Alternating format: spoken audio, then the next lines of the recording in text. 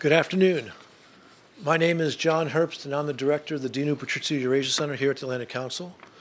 We have a very unusual event for you this afternoon. While we do many events on Eurasia, we don't do that many events on Belarus.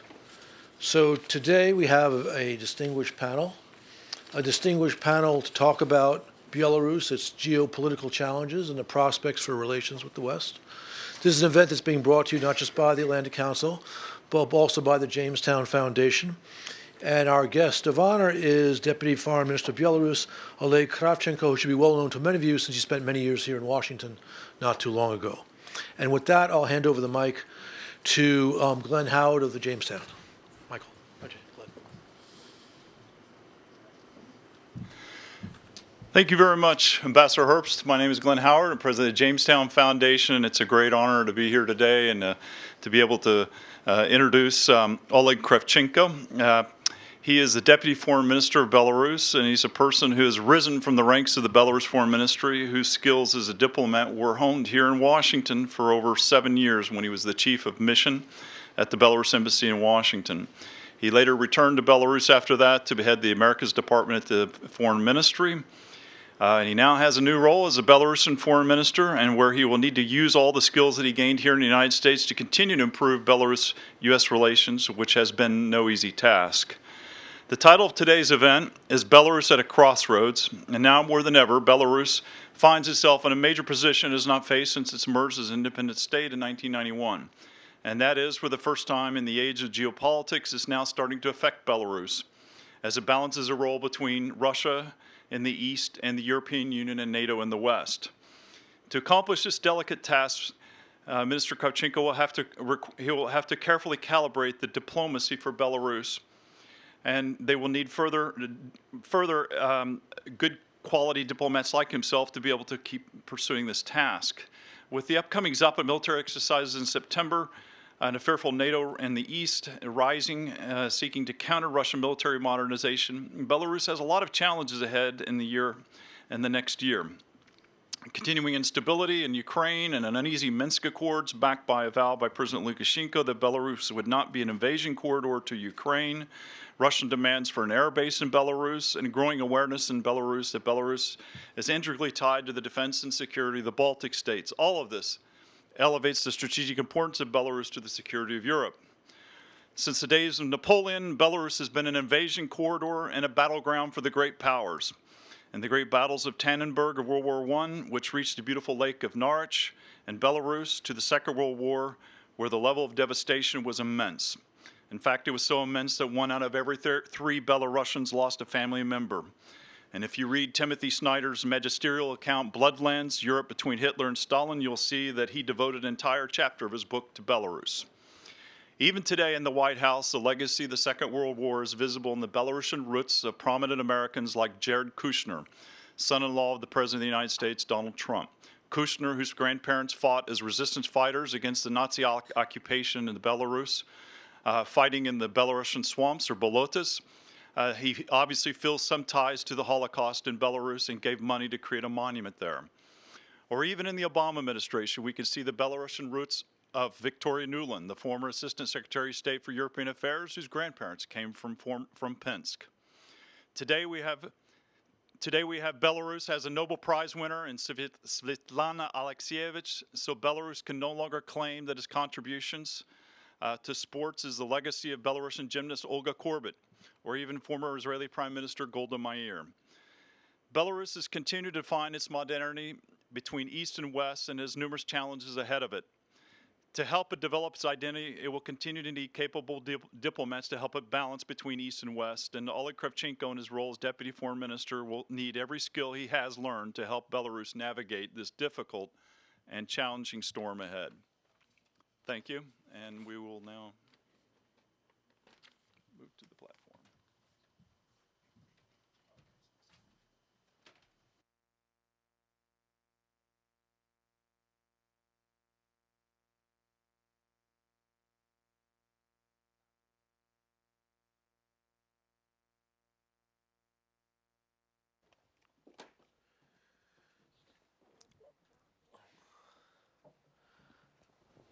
that was a bit less than smooth. Mr. Minister, again, thank you for being with us. I think we've drawn this wonderful crowd here principally because of your attendance. So I'd like to start with you. What do you see as the principal geopolitical or security challenges facing Belarus? Thank you very much.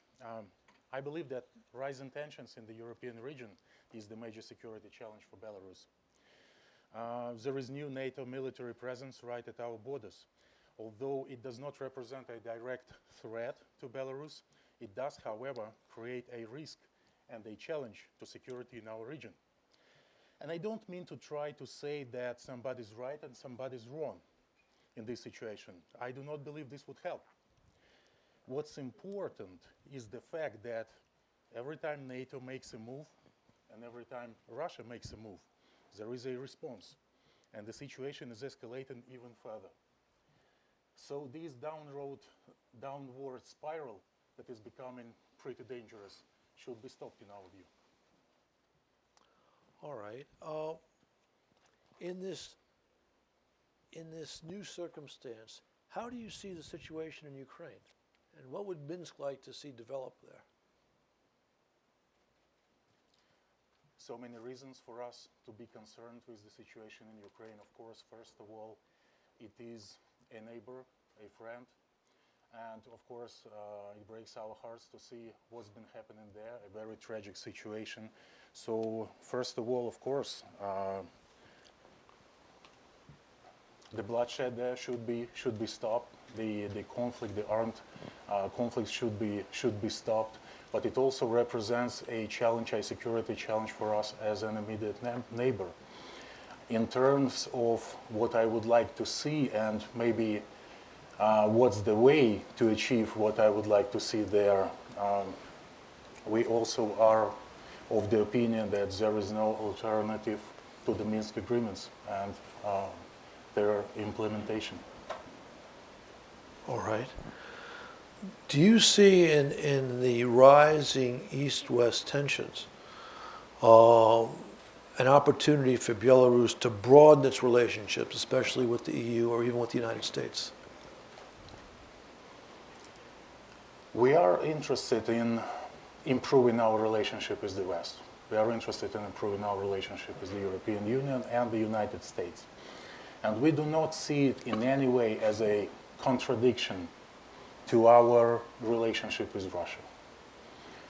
For so many reasons, it is a strategic, very close partnership, and we are interested in keeping it just this way.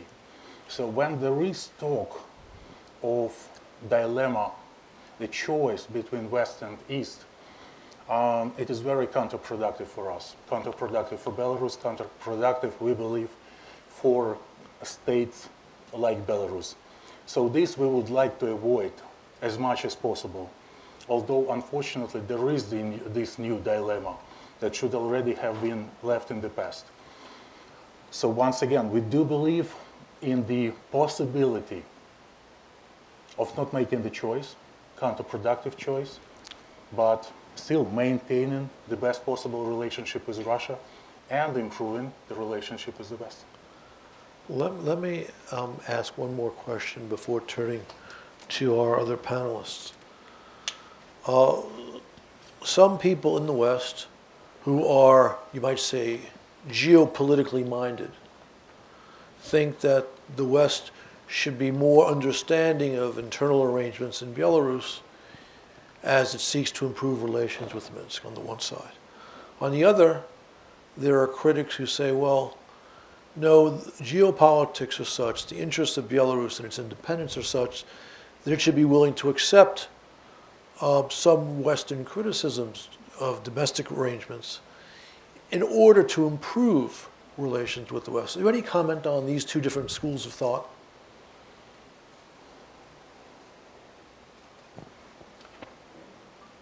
Of course, I've heard of these opinions, and I would also like to say that, again, we wouldn't want to make a choice. Yes, there is a process of dialogue on human rights and democracy with the US, with the European Union, And there are some changes, there are some achievements. It's not an easy relationship when it comes to human rights and democracy, but again, there is progress. So there is progress on this track, but we also, of course, are interested in our partners also taking into consideration the geopolitical situation we are in. But most importantly, the time that we have been an independent state. It's been just 25 years. So we think that it takes time. It may take more time than that for us to really strengthen our independence, and this is what we are interested in, and to ensure additional, further necessary progress on this track. Okay, thank you. Marguerite, I know you've been following Belarus for some time. Your sense of the challenges facing Belarus and how we in the West should look at this? I think all the challenges that Belarus are facing are of relationship to security of the entire region. I think Belarus has become a frontline state, one of those states that if destabilized, this can affect the entire region, threaten Poland, threaten Lithuania, threaten the Baltic states, and spread further to Ukraine.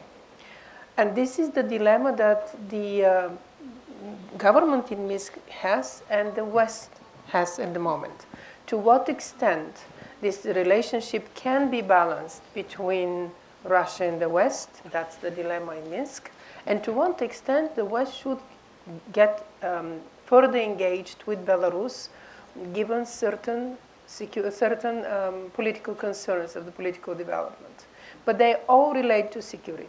If the country's economy is not reforming faster to provide for its people, and I should have to say this process has started already, so the process of modernization of the economy has started. It's much better than it was before, but it's not sufficient yet. If the people are not happy with their social conditions, this is a threat to security and to security to the region as well, because it could bring geopolitical interest by Russia, in my opinion, to replace Lukashenko with another government which is more Moscow obedient, or to intervene through the security services that unfortunately are still penetrated with Russian security services there, and create a calamity that we are not going to know how to deal with because it's a country that's so close to Russia. We are thinking that Russia is going to lash out at the countries that are members of NATO. No, the countries that are within Russian orbit are in much more danger.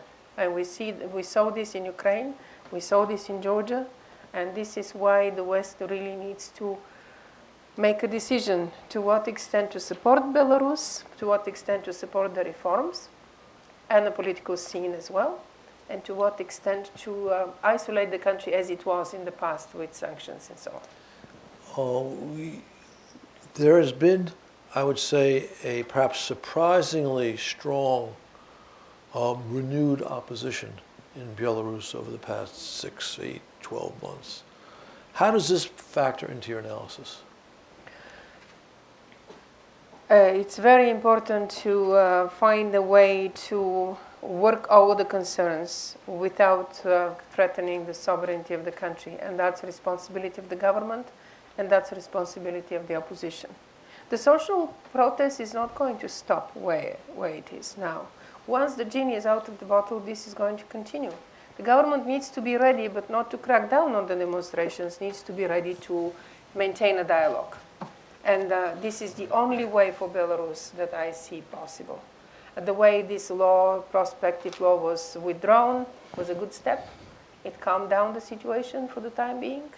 There will be other reasons for protests. The government needs to develop tactics to negotiate, to maintain a dialogue, to talk to the opposition, to embrace certain demands of the people of Belarus, because in an opposite way, this is going to threaten the stability of the country.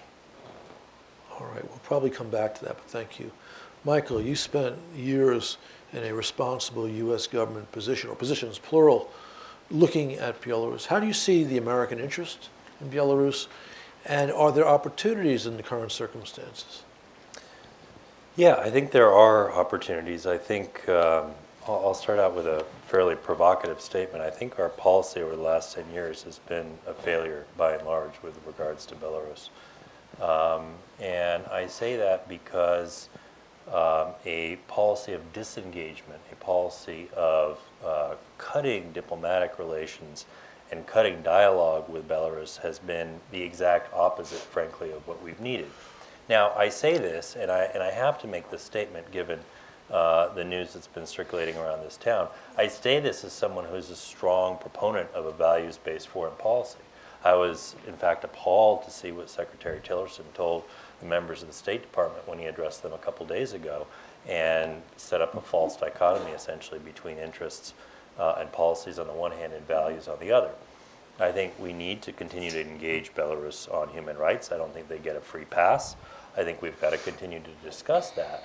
But curtailing engagement and curtailing diplomatic relations in particular, I think, has been the wrong way to go. And for any number of reasons, but as someone who worked at the Pentagon, I will just go into one of them right now and then we can elaborate later. But I mean, you look at a map and you look at the threat to NATO from a revanchist, more aggressive, resurgent Russia, and Belarus is a prime piece of real estate right at the heart of Europe. To not have relations, to not have defense attaché or an ambassador in Minsk who can talk to the Belarusians not only about what is happening with regards to possible Russian force posture in their country, but also to explain what it is that we're doing on Belarus's western flank is, I think, a huge foregone opportunity. And so I am glad to see that just in the last 12 months we've made some steps. We've reaccredited, reestablished defense attachés. That happened when I was at the Pentagon, but that is just a step towards what I would hope would be a much more robust set of engagements between Washington and Minsk. Okay. Thank you. Travaini, you've been very much involved in track 2 approaches relating to Belarus. Could you describe them for us and how that relates to the current questions? How that relates, sorry? The current situation. Okay, well, first of all, it's a tremendous pleasure to be here, and thanks to the Atlantic Council and Jamestown for having me. Well, what we've been doing is this track 2 effort to add an additional expert-level pillar to negotiations on Ukraine. At least that's how it started.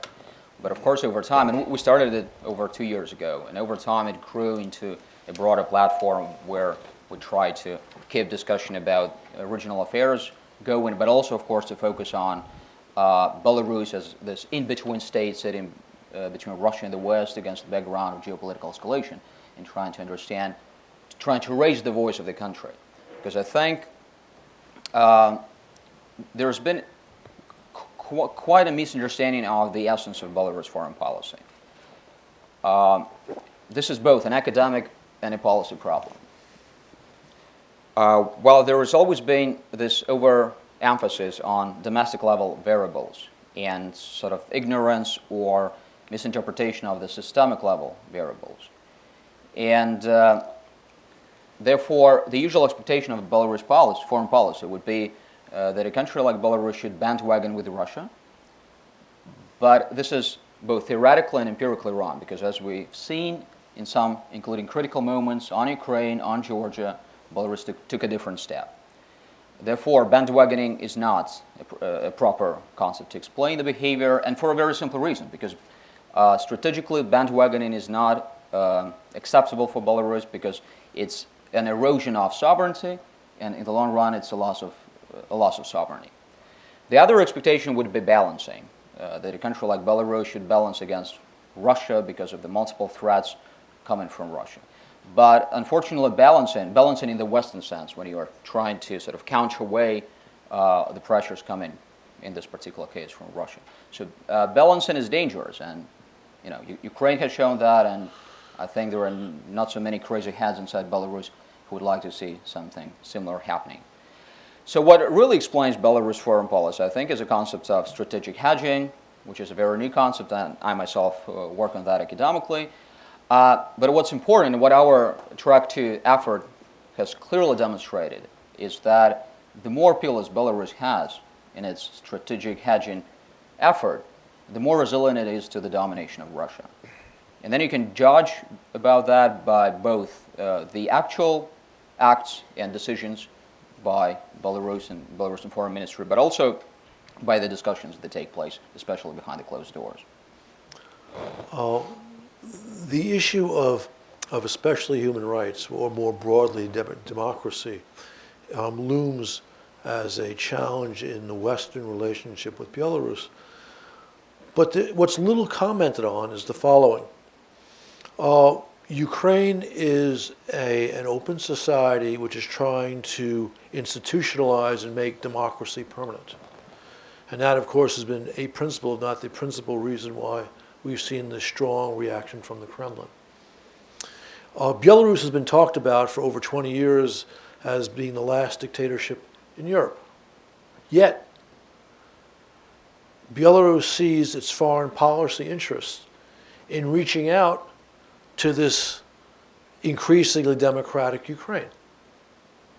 Any comments on that? What this suggests about Belarus's geopolitical orientation and diplomatic flexibility? That's exactly the point I was trying to make. Because when you look at a foreign policy of a country that sits between conflicting geopolitical blocs, and you only pay attention to the domestic level variables, you clearly misunderstand the foreign policy. So reaching out to Ukraine, reaching out to the West is not about internal affairs for Belarus, but it's also it's a situation where a country is looking for every small possibility it has to sustain its foreign policy sovereignty and also to survive, to put it in a crude way. Therefore, there is just no contradiction in that. Do you think that this insight is understood in the opposition in Belarus? Well, the interesting thing, and I also wanted to draw attention to this. I think over recent years, there's been quite a new dynamic in society.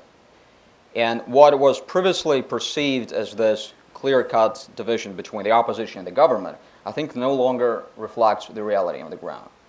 You do find lots of people in the government, and I'm not naming them, but I mean, some of you might guess who they are. You do find lots of people in the opposition who are more of allies between themselves in trying to isolate the country from the rest of the world. And technically, I don't know, either intentionally or for some other purposes, playing into the hands of, well, Russia in this case, than you would expect. And then you also find lots of people, both on the government level and in the opposition, who are looking sort of strategically to what opportunities there will be later on, including after something, changes on the governmental level. And in what state the government, Belarus will face the new challenges when there is even a personality shift at the top of the power. Is it going to be completely isolated from the West, or is it going to have all those multiple channels of communication and leverage that the West can use in order to even pressurize Belarus to conduct better human rights policy, not to refer to actually ugly things which happened in the end of March in Belarus. So the dynamic is different. And the groups and the thinking about the situation inside Belarus and the external opportunities is not any longer, in my opinion, going through this divided line between the opposition and the government. It's more nuanced. Mr. Minister, however glamorous and attractive the Atlantic Council is, you are not in Washington to speak here. You have meetings at the White House, at the State Department. What would you like to see from the United States in these meetings? And what would you like to see as U.S. policy vis-a-vis Minsk? Being here at the Atlantic Council is actually one of the major reasons I'm here. Thank you. But yeah, you're right. Yeah, I'm having meetings. I'm having meetings at State tomorrow. And yes, human rights and democracy is a major element of our relationship. One of the most significant elements of all the conversations that we have with the Department of State. But at the same time, it's not the only one. Our relationship is, and I'm not trying to, discredit this cooperation direction, so to speak. or diminish its importance, not at all. But I also wanted to emphasize that security cooperation on global and regional issues is also one of the cornerstones of our relationship with the United States. And it started in the very beginning of our independence, when Belarus voluntarily abandoned its possession of nuclear weapons. And it was our contribution to the global security. Then Belarus joined the IAEA Safeguards Agreement, which makes sure that all the nuclear activities that are done in Belarus are only for peaceful purposes. Then Belarus opened its territory for railroad transit of cargo for US troops in Afghanistan through the so-called Northern Distribution Network. When the southern route became unstable, and by the way, the price tag for railroad transit was just 10% of the price tag of air transit. So when America needed assistance, we provided it. And by the way, we did it deliberately. We never tried to bargain on this cooperation, and we didn't even speak publicly about that. And the first train with this cargo went through the territory of Belarus 1 month, just 1 month after the sanctions on Belarus were strengthened by the US. So this is an indicator that it is our position that when it comes to strategic security issues, our cooperation should not depend on temporary political disagreements. There are more examples like that. For example, our law enforcement work together, also very often without speaking publicly about that. And there are several examples of very efficient cooperation between them and American law enforcement, FBI, for example, or US attorney, praising the Ministry of the Interior and other Belarusian law enforcement for assistance and cooperation. For example, just last year, Belarusian law enforcement arrested and prosecuted 2 persons in Belarus as a part of an FBI operation. There are more to name, more examples of cooperation, more directions of cooperation, but this is what we're going to discuss. There are no breakthroughs that I would expect from my meetings tomorrow. This is a continuation of our process of our conversation, of our dialogue. Thank you. Michael, will you be able to comment on what the minister just said about areas where, in fact, we have in the past and have cooperated with Belarus and ongoing cooperation? Sure. So we have had important cooperation in the past. I'm thinking about the more distant past, but also there have been a few episodes more recently of cooperating on nonproliferation, which is, of course, a huge concern in the region, and a lot of the networks that come out of the former Soviet space transit through a lot of the countries on Russia's periphery, to include Belarus. We've had discussions about counterterrorism. We've had discussions with Belarus about peacekeeping assistance to third countries and to UN peacekeeping missions. We used to have a fairly robust set of bilateral defense and security ties. So that is something that has eroded, so that if you look 2, 3, 4 years ago, it had slowed down to just a trickle. There are a couple examples, as the Deputy Foreign Minister mentioned, of positive cooperation, but really that had been reduced to just essentially the bare bones. Only an exceptional case would come up now and again. And so the hope is going forward is that we would rekindle this effort. I think there's too often we think of, if you think about the stools of our relationship as economic, political security, human rights, democracy, political liberalization, there is this inherent feeling that if one strengthens either the economic pillar or the security and defense pillar, that you're weakening somehow the human rights pillar. That is a false premise going into this discussion. And we need to look at the 3 pillars and Russia's vulnerable flanks. And one of the chapters is looking into Belarus and the ways of Russian subversion there. This cannot be ignored, should not be ignored, and this concerns the political process as well. So every development should be taken into context, and the most important is to support the future of the country as an independent state.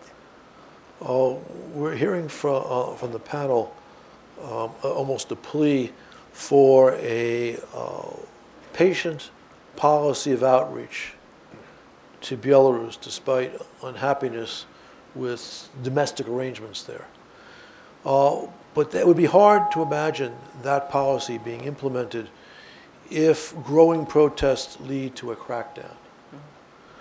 And we've seen, again, surprising strength in opposition movements in recent months.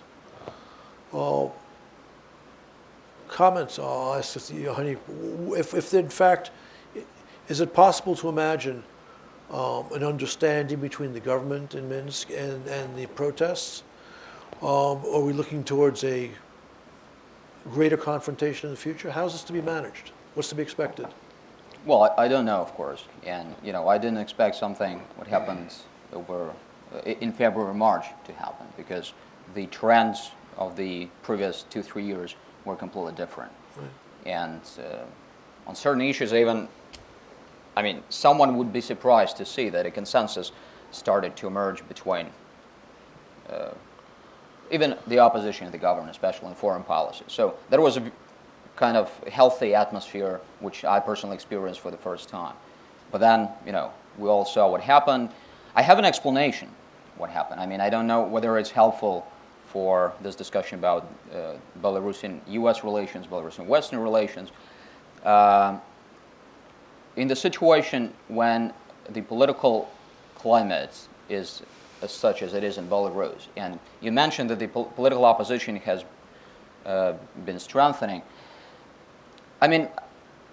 I hope it's true, but the problem is that very often we are sort of taken away by all those media statements, media images we see, which are sometimes very distorting for understanding the reality.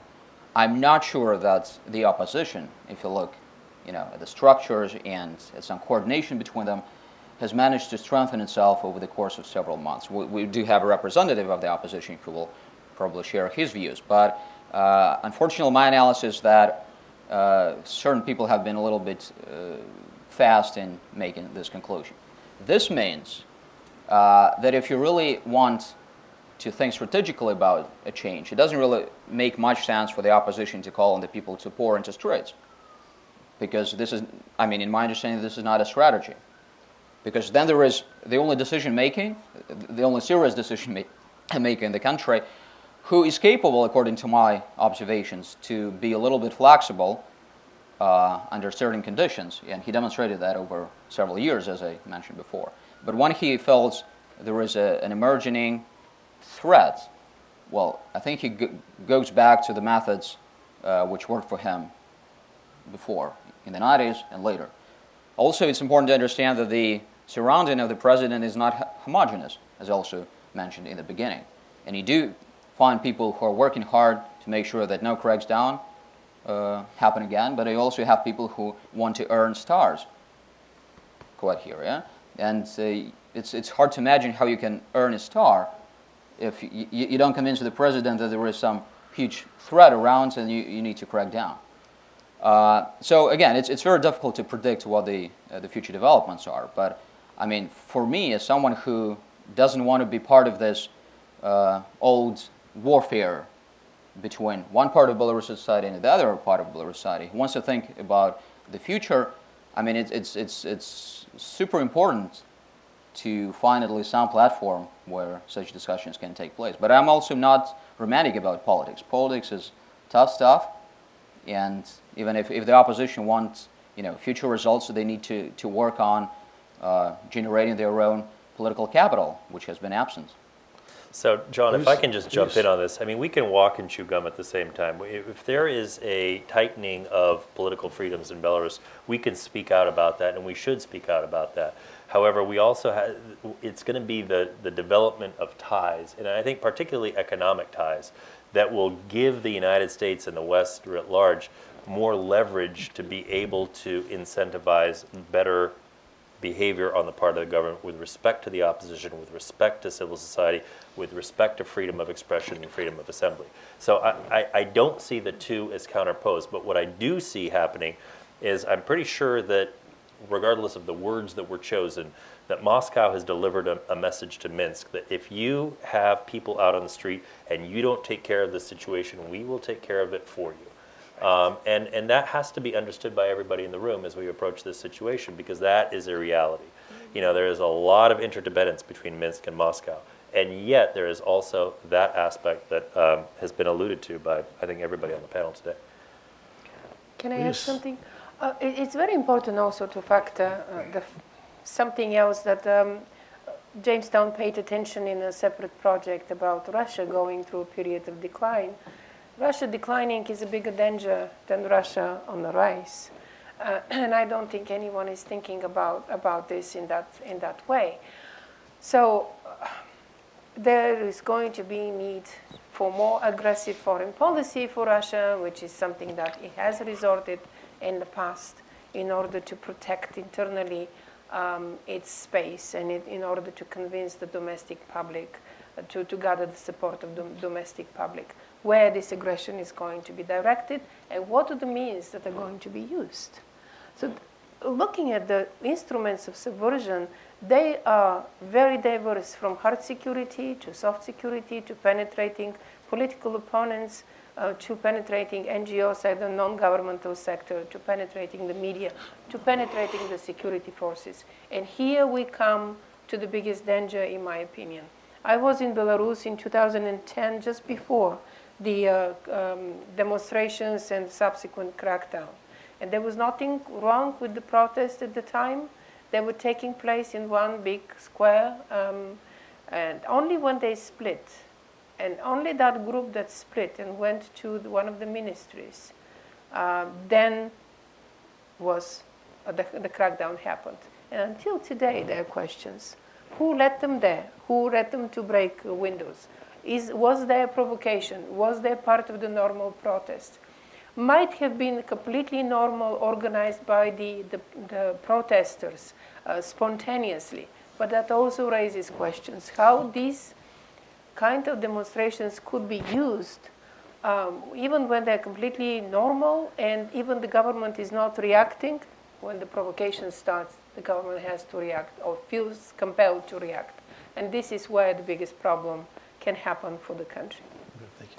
Well, I totally agree that, you know, this is where big problems can happen for the country. But also, I think we're sometimes taken away by this discussion about what's going on at the moment and how to react to that, not thinking a lot about the pragmatical side of the things.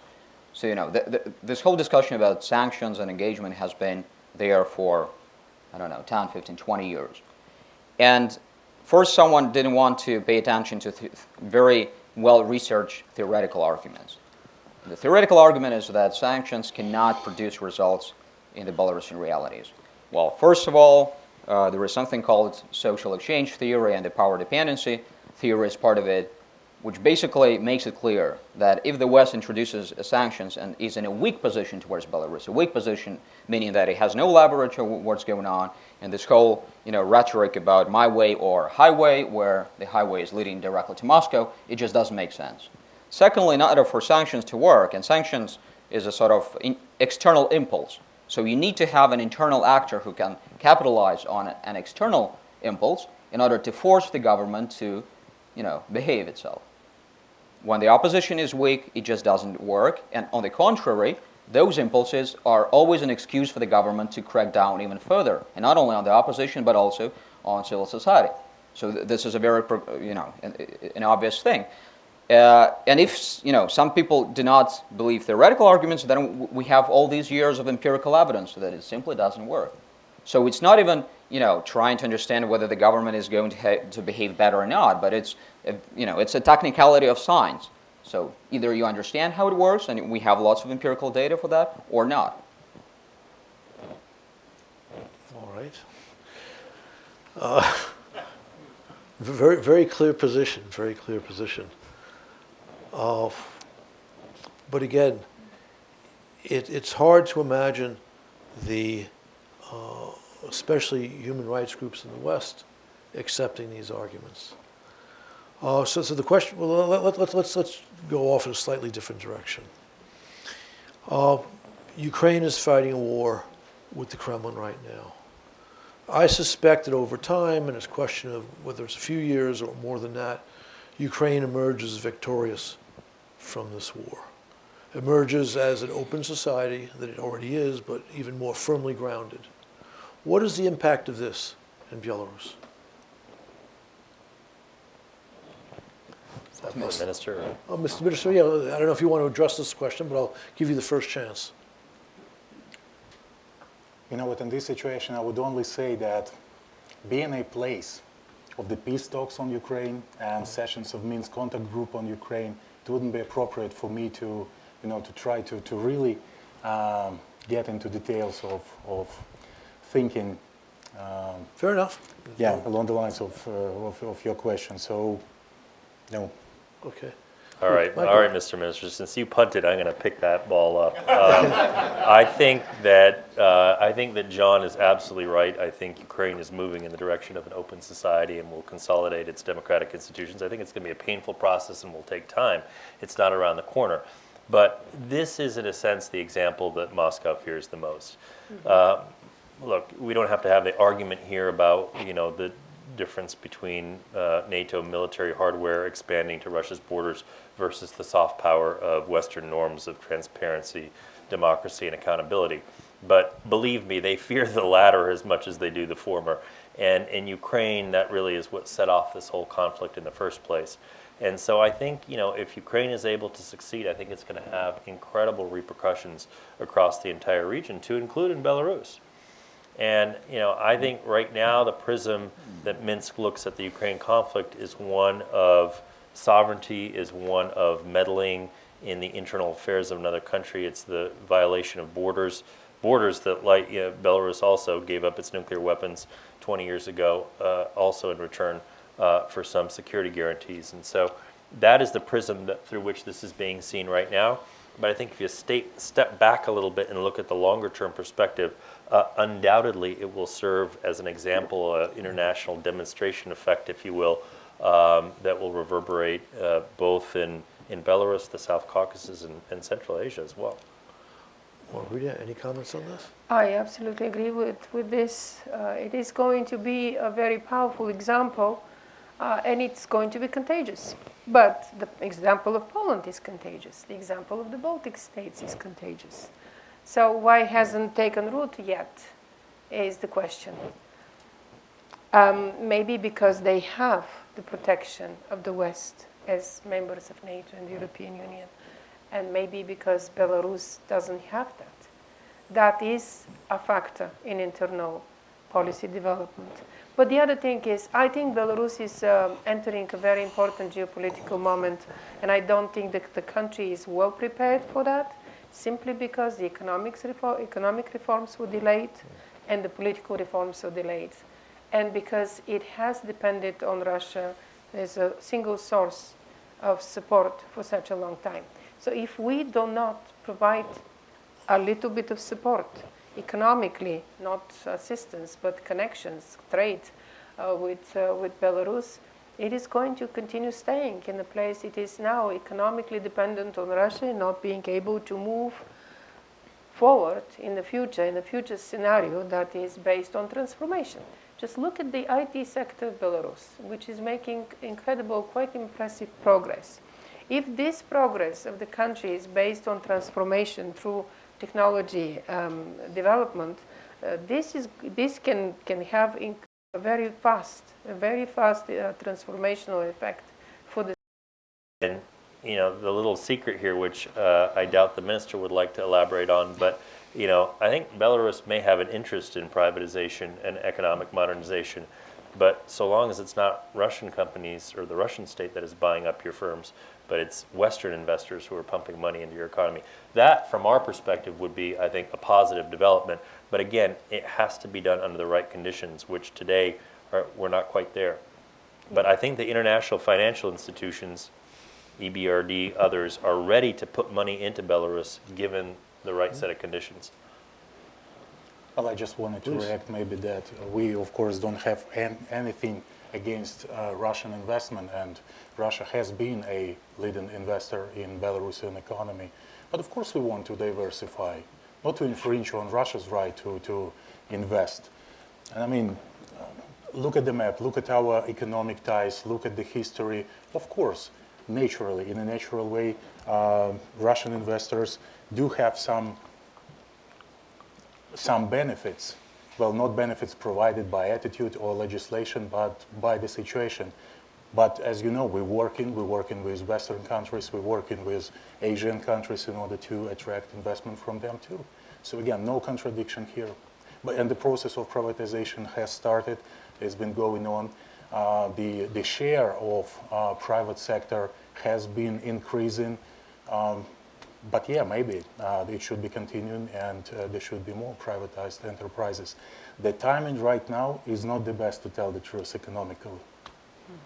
Thank you. Reacting to your question about the implications of successful Ukraine for Belarus ambassador, well, I agree with what has been said, but it's also it's definitely that a successful Ukraine will be an additional important pillar for Belarus in all possible respects. And again, going back to this concept of strategic hedging, which I'm offering as an explanatory framework to what Belarus does in international relations. It's important because then a strong and successful Ukraine can reinforce Belarusian foreign policy in its effort to find a proper place between Russia and the West, and even keep itself as this, let's say, negotiation ground and neutral ground, which is, by the way, also an effort to hedge against the risks of being involved in this tension or potentially war between Russia and the West against our will.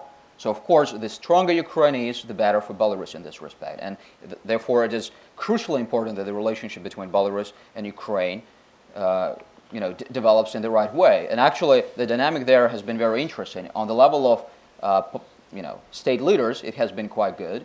And, the more sort of meetings between Lukashenko and Poroshenko we have, the more they demonstrate it.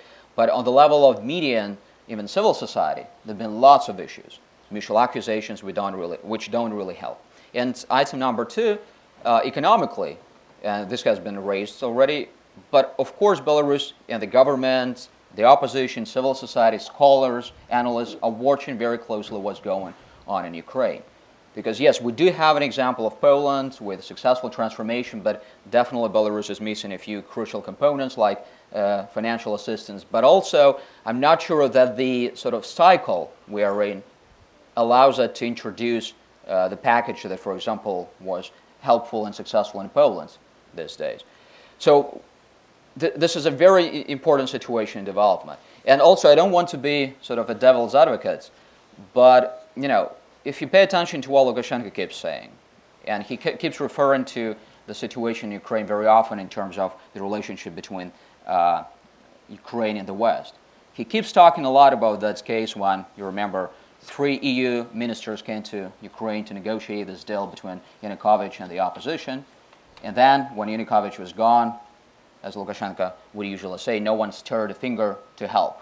I mean, I think it was an important lesson for him. And again, whether we can hold different opinions about Lukashenko, but if we want to succeed in certain things, I think it's important to keep that in mind. All right. Mr. Minister, you want a last word on this before we turn to the audience? No. Okay, that's good. Thank you. Please, identify yourself. Please speak.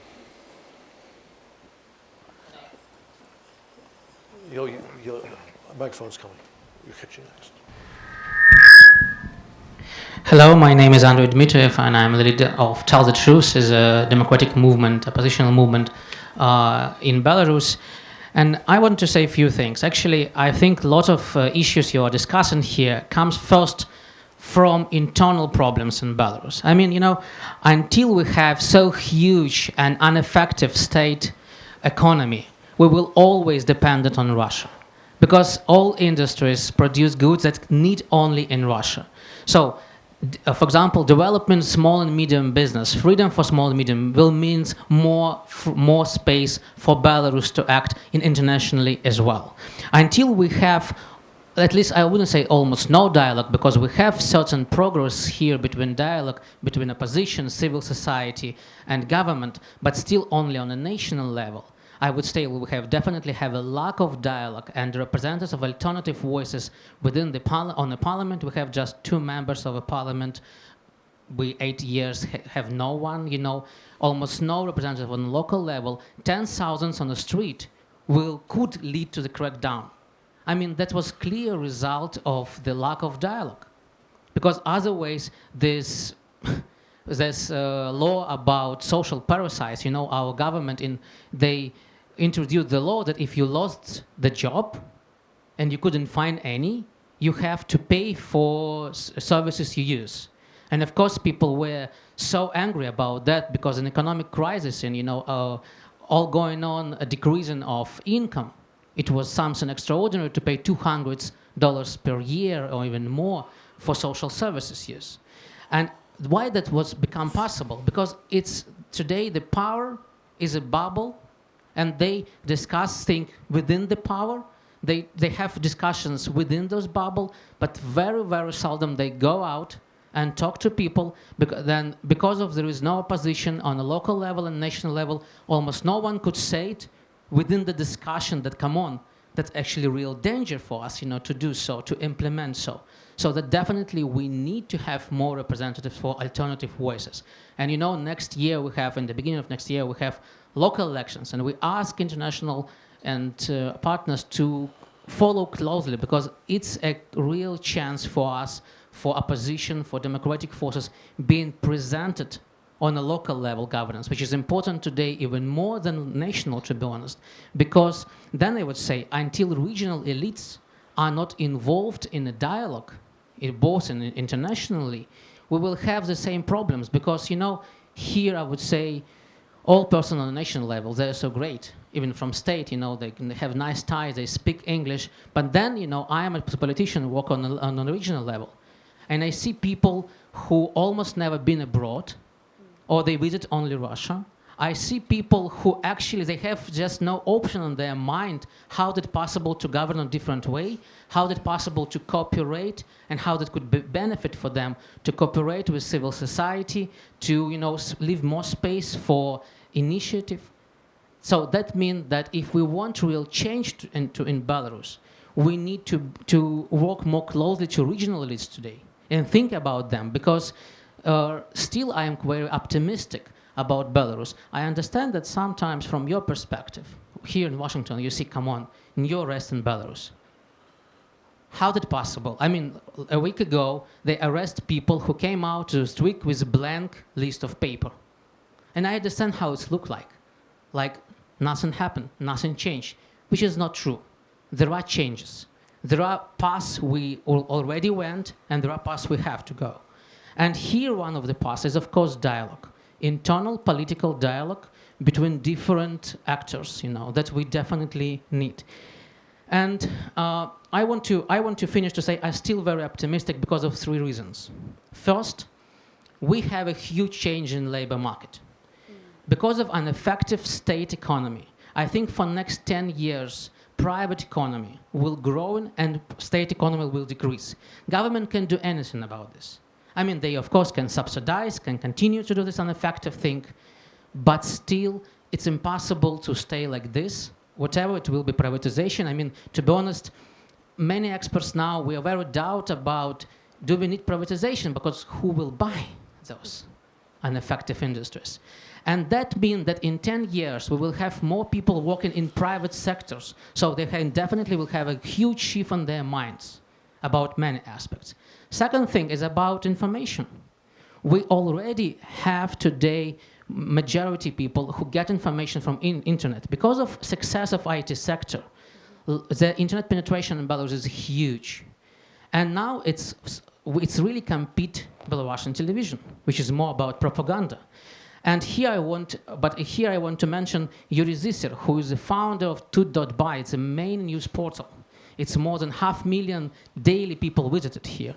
And recently he wrote about in Facebook that if I were not a member of Community Connections program, the program run by USAID, and 15 years ago, Tut.by will never be in Belarus, because I saw it in the US and then come back and apply in Belarus. That's actually really relevant results of cooperation, don't you think? And the third, what I think is optimistic, even people around Lukashenko, even people within the power, even they have sometimes totally, I wouldn't say even different angle, but with more totally different perceptions. Like people who serve in the parliament, when you ask him, are you a politician or bureaucrat? They say, no, we're bureaucrats. We serve to state. That's how we serve to our electorate. And that's, we should understand when we talk to them, when we work to them, but still they are young. We see many young people came to ministers. Many young people came to local administrations. They're young, they are on Facebook or whatever, Russian Facebook or ВКонтакте, Одноклассники, but still that means on many, many cases, sometimes it's even easier for us to understand each other than for them to understand their boss.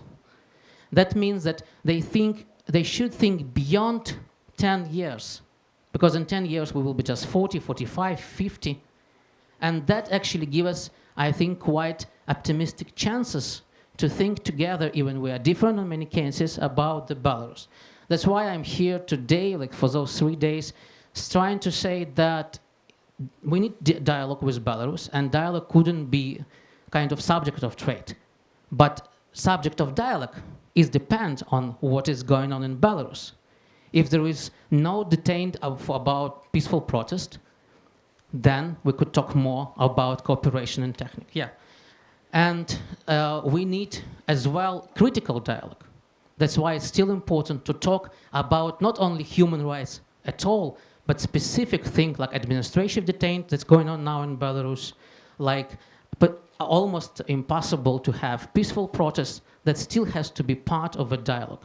Thank you. Okay, I'm glad you had the opportunity to provide a different perspective from the opposition. Okay, over here.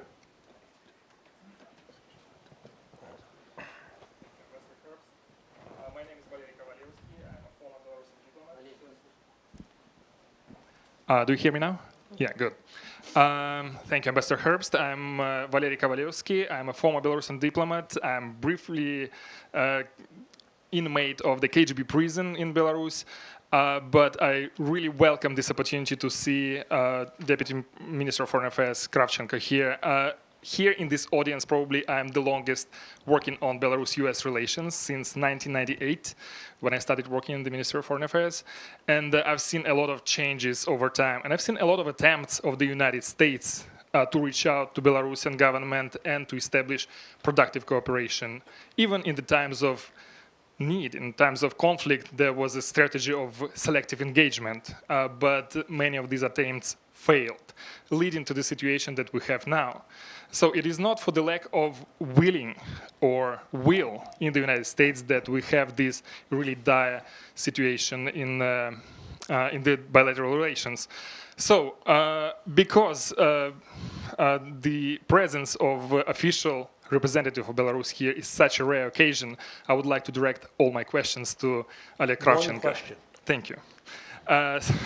No, that's going to be brief, and Andrei Dmitriev took his time. So first one is very easy. Like we've had almost 10 years without ambassadors in Minsk and in Washington, and that was the initiative of Minsk to kick out ambassador of the United States from Minsk. Why Minsk does not resolve this situation? Why do you think this is happening, and when it's going to be resolved? The second question is that the lead to this event says that there is a growing understanding in the West of the need to prevent the Belarusian state from falling entirely under Russian political and military domination. Do you, Oleg Kravchenko, agree with this assessment, with this premise, and what do you think the West can do to help Belarus weaken its dependence on Russia in all possible respects? And the third question... No, that's it. I gave you two, I said one, that's okay. it. Thank you very much. Thank you. I'm looking forward to your answers. First question.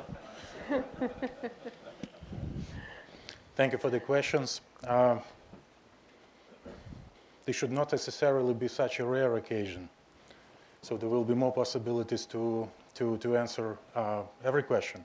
Ambassadors, the decision was made in 2008 as Belarus's reaction to economic sanctions imposed by the US. So this is the history, the beginning of this story. New administration here, so it will be discussed. We'll see where it goes, but I cannot say that we will be discussing it tomorrow. We're not there yet. Second question, I have to admit that I didn't read this introduction to this session. I don't regret it, but I should say that I really want to speak, I mean, even emotionally a little bit against this, again, the choice, the dilemma, the counter-opposing of our relations with Russia and our relations with the West. We do believe it can be both. We do believe it can be great relationship with Russia, great economic relationship with Russia, and improving relationship with the West. Yes, Russia has a leading position in our foreign trade. There are no perfect comparison, but think about US and Canada. Canada has much more links with the US when it comes to economy, much more than we with Russia. Is this necessarily a bad thing? I don't think it is necessarily a bad thing. So yes, again, we are interested in more trade, more investment, more cooperation of all kinds with Western countries. And it may come at no cost for our relationship with Russia. So this is what I believe. And the third question, you should remind me. If there was no. Okay. That's right. Diktat from the moderator. Okay, right here. Hi, my name is Andrew Hanna. I'm a reporter with Politico. My question is about this year's Zapad military exercises. The Estonian defense minister has gone on the record saying that he believes in his analysis that Russian troops or material or military hardware could stay in Belarus after the exercises are done. Does the panel believe that this is a likely possibility? And if not, why not? Mr. Minister, you have the first chance to either answer or not answer, as you wish. Yeah, I can answer, of course. No, we do not think so. Why not? Because it is a routine, regular exercise. We have had these exercises before. So it will be the same routine, regular exercise. Yes, it is being held in a climate of rising tensions in the region. So maybe because of that, there is such an attitude towards this exercise. But I don't believe they will stay. So I'll just jump in on that. You and I have spoken about this before, so you won't be surprised by my answer. I agree with the Deputy Foreign Minister. I think that it's unlikely that Russian troops will remain behind. I think that would be a huge strategic mistake by the Kremlin, which of course they're capable of making and they make all the time. In this case, I don't think they will. I think what the exercise will serve is as a dress rehearsal for a contingency in which they do need to go into Belarus to familiarize themselves with the terrain and the critical infrastructure and so on and so forth, what we call operational preparation of the environment. So I think from that perspective, it is dangerous and worth watching closely, but I wouldn't expect to see Russian troops remaining in Belarus after the conclusion of the exercise. At this point in time, things can change. I think simply, the cost for Russia of keeping its troops in Belarus after the exercise is higher than the potential benefits. So it just doesn't make much sense. The other problem is that, of course, Russia needs Belarus, as my colleagues in Moscow would say, to keep Belarus within a certain corridor to make sure that it's part of all the strategic thinking in Moscow. And that's a far bigger problem that we in Belarus need to address, but it's also a problem for Belarus-West relations. And again, as I mentioned, the more pillars Belarus has in its relations in the West, in the region, including Ukraine, the more flexibility and resilience it can practice in relations towards Russia. Next question. Anders Åslund, the Atlantic Council. Wanted to ask about the discussions with the IMF now. The IMF has far-reaching negotiations with Belarus, and the question is if it will come to an agreement. The IMF this time opposes much stronger structural reform demands, in particular on privatization, than they did in 2008, 2009, when you had your last agreement with the IMF. So I would primarily ask you, Mr. Minister, but also others, if you have something to add. Will you come to an agreement with the IMF now? Are you prepared for sufficient structural reforms for the IMF? Thank you. Thank you for the question. In all honesty, I was not a part of the last round of these negotiations, so just because of that, I'm not privy to all the details. And I'm not trying to dodge this question. We are interested in this cooperation. We are interested in that loan. Yes, some requirements are tougher than we would like them to be, so there is a process of negotiation. Yes, it has been taking some time. We do hope that we will come to an agreement. Whether we will or not, this I don't know, but we do hope that we will. Thank you. Oh, right here and then further back. Hello, my name is Anna Zamaitin. I'm a Atlantis Fellow on the Hill.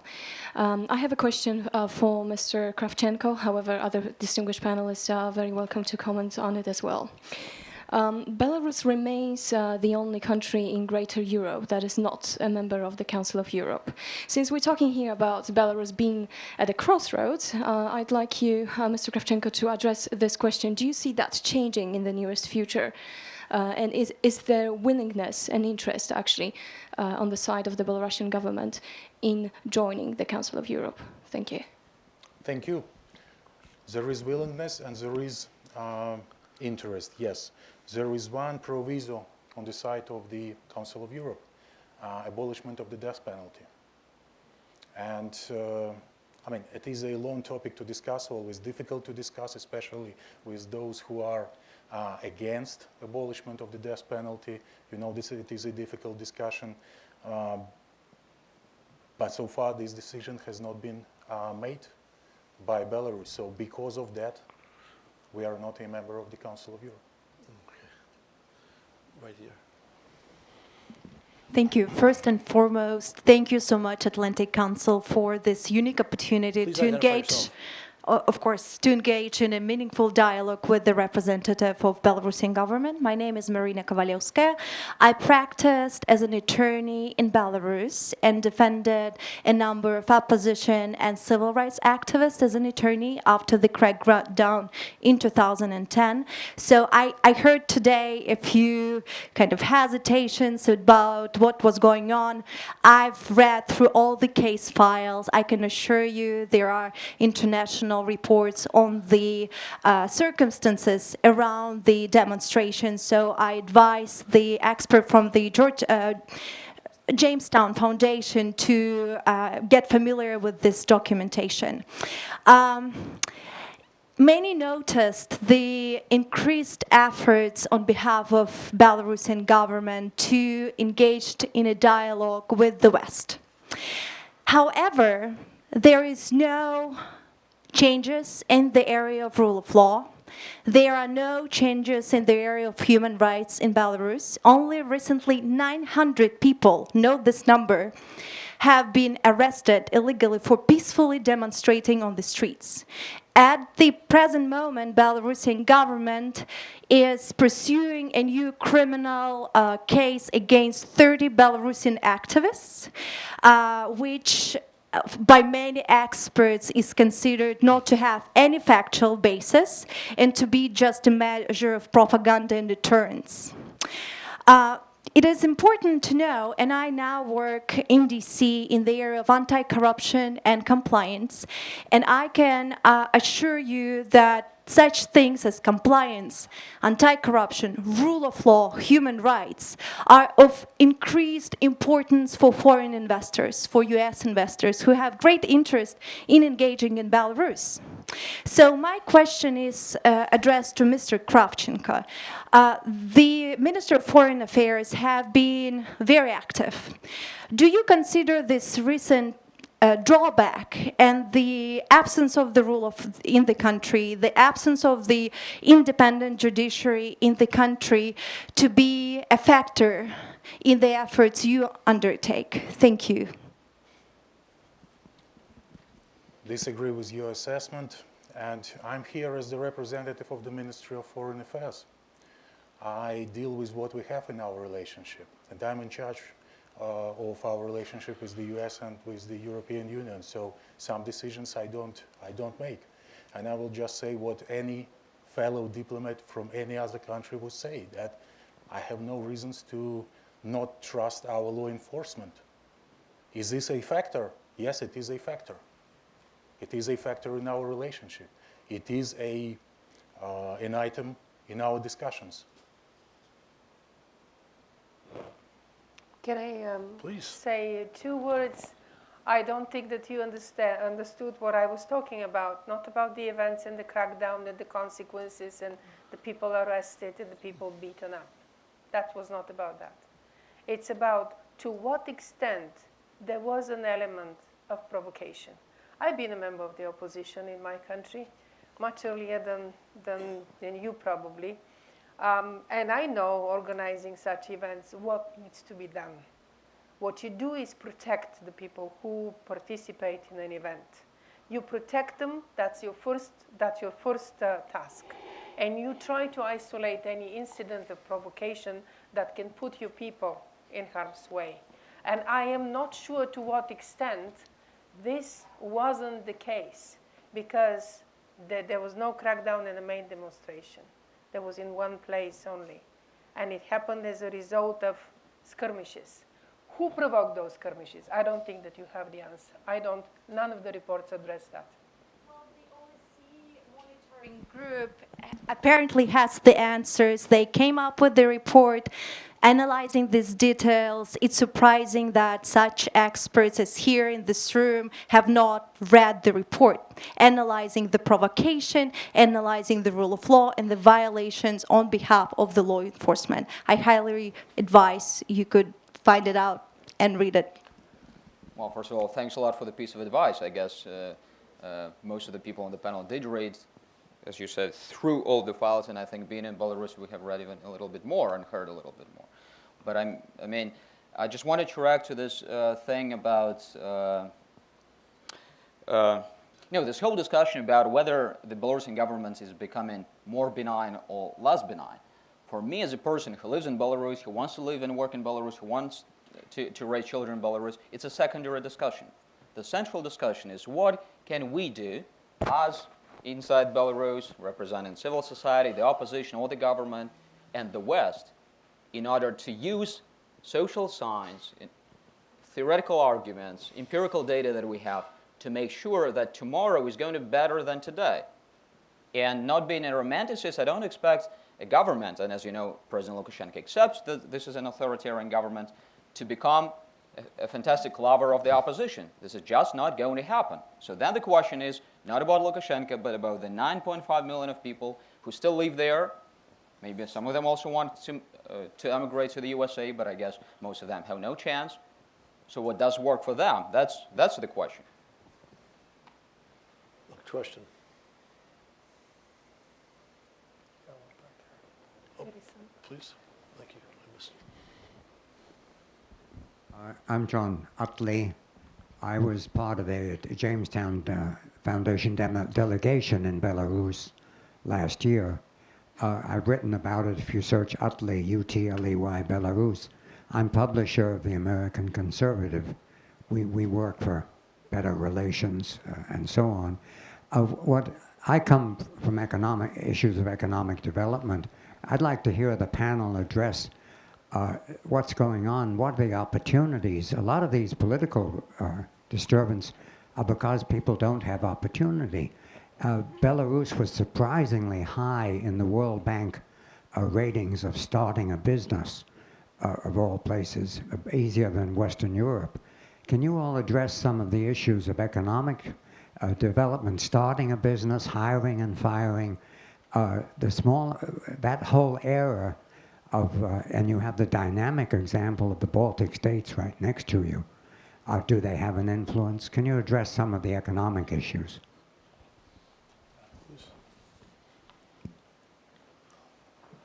Well, I agree with some of the criticism, and I do believe that we should have paid more attention to development of small and medium enterprises, and we discussed it when you were in Minsk.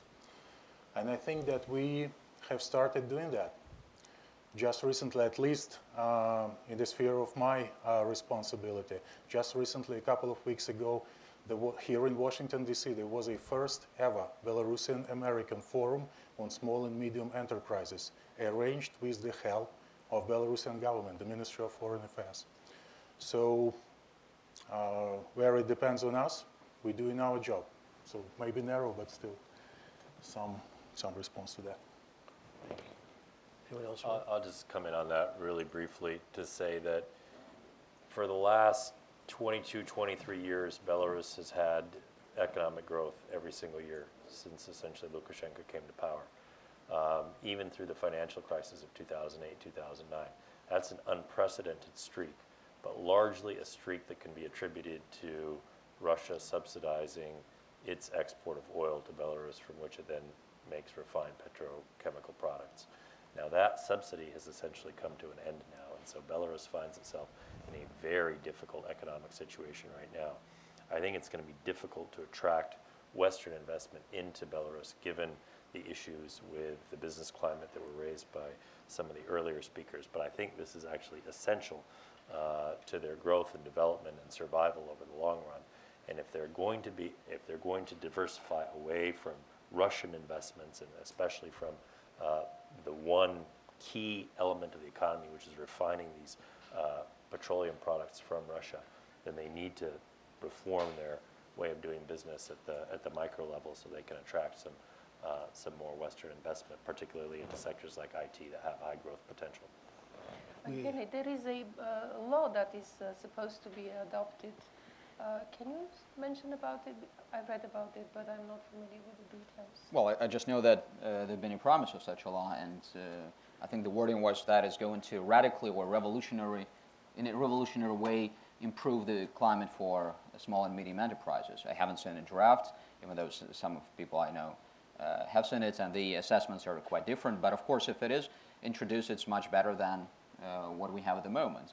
But you know, I've always had some problems with the Belarusian economic model, and I think that it's in our situation, it's not enough just to pass a law, but it's also a lot about the implementation.